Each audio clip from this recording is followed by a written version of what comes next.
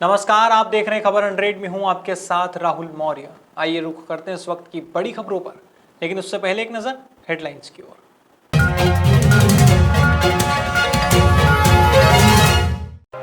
बदनावर में 11 दिवसीय पंचामृत अभिषेक, कोरोना से शांति के लिए किया जा रहा अभिषेक। बड़वानी में आम जनता को कर रहे प्रेरित टीका लगवाने की अपील, जिम्मेदार बोले वैक्सीन पूर्ण रूप से सुरक्षित। इंदौर प्रशासन ने निभाया फर्ज, दिखाया प्रेम, पुलिस का मानवीय चेहरा आया सामने।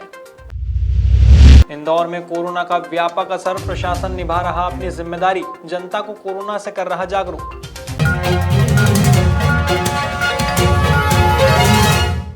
बदनावर में बढ़ते कोरोना संक्रमण की रोकथाम के लिए बैजनाथ महादेव मंदिर पर 11 दिवसीय पंचामृत अभिषेक व आरती की जा रही है। बता दें, नगर के भगवान भोलेनाथ के भक्तों द्वारा 11 दिवसीय पंचामृत अभिषेक व आरती की जा रही है, जिसका समापन सोमवार को महाभिषेक के साथ होगा।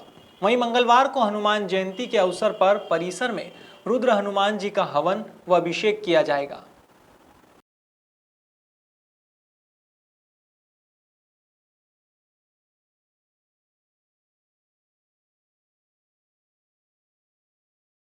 बड़वानी में टीका उत्सव के माध्यम से शासन प्रशासन के लोग टीकाकरण अभियान से जुड़ने और टीका लगवाने के लिए आम जनता को प्रेरित कर रहे हैं।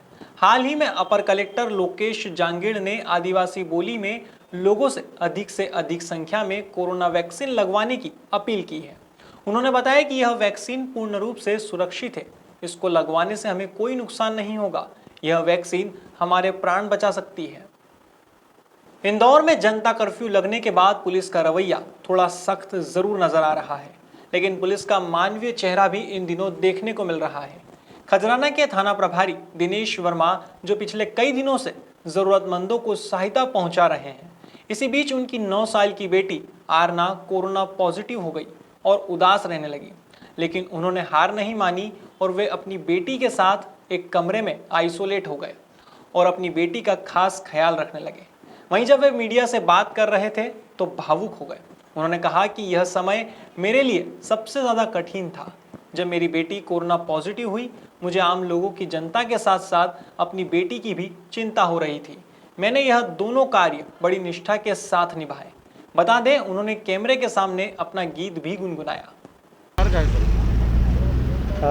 मेरी बिटिया है 9 साल की आरना गुर्जर, तो वो कोरोना पॉजिटिव हो गई थी और परिवार में चूँकि मैं ही ऐसा व्यक्ति था जिसको दोनों वैक्सीन लग चुके हैं और उसको 2 हफ्ते भी हो चुके हैं। तो फिर मैंने उसके साथ रहना डिसाइड किया, क्योंकि वो छोटी थी, उसके मन में एक डर था कोरोना को लेकर।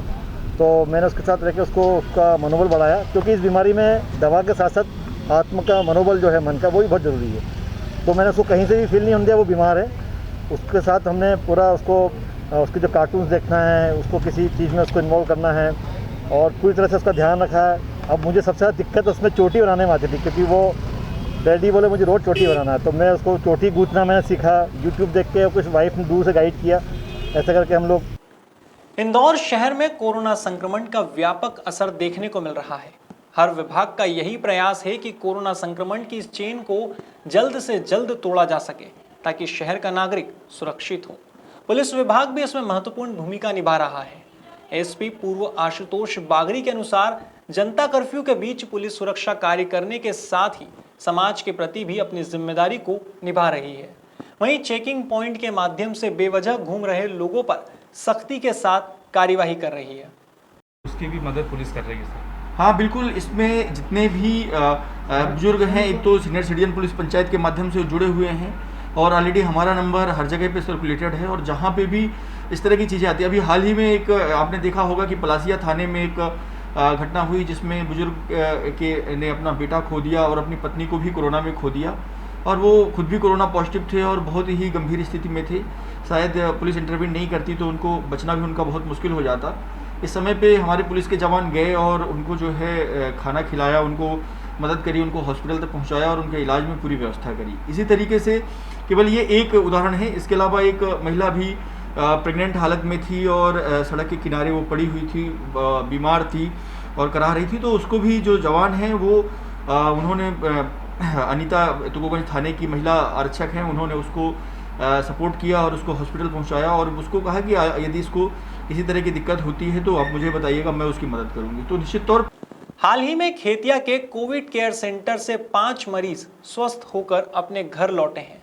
इस मौके पर वहां मौजूद सभी प्रशासनिक अधिकारियों ने उन्हें शुभकामनाओं के साथ एक पौधा भी भेंट किया, साथ ही तालियां बजाकर उनका मनोबल बढ़ाया और उनका अभिनंदन करते हुए अपने घरों के लिए उन्हें रवाना किया।